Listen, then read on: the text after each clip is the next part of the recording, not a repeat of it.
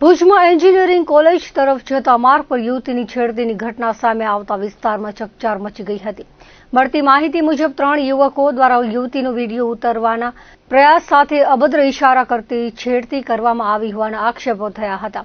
ઘટનાની જાણ થતાં જ આસપાસના સ્થાનિક લોકો તાત્કાલિક એકત્રિત થઈ ગયા હતા અને 3 યુવકોને પકડવાનો પ્રયાસ કર્યો હતો, જેમાંથી એક યુવક લોકોની નજર ચૂકી તકનો લાભ લઈ સ્થળ પરથી નાસી છૂટ્યો હતો, જ્યારે અન્ય 2 યુવકોને સ્થાનિકોએ પકડી પાડ્યા હતા। રોષે ભરાયેલા લોકોએ બંને યુવકોને મેથી પાક ચખાવ્યો હોવાનું પણ જાણવા મળ્યું હતું।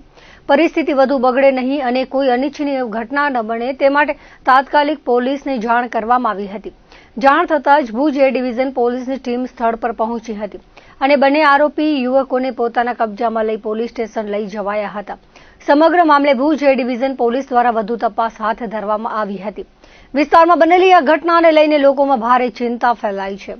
એ ડિવિઝન પોલીસે પાનદ્રોના દરિયા ઇશાક રાયમા અને અકબર હારૂન રાયમાને પકડી લીધા હતા। બંને જણા દારૂના નશામાં હોવાથી પ્રોહિબિશનનો ગુનો દાખલ કરવામાં આવ્યો હતો, જે બાદ હવે દીકરીઓની જાતીય સતામણી મામલે બંને જણા અને ભાગી ગયેલા એક ઇસમ મળી 3 સામે ગુનો દાખલ કરવામાં આવ્યો છે।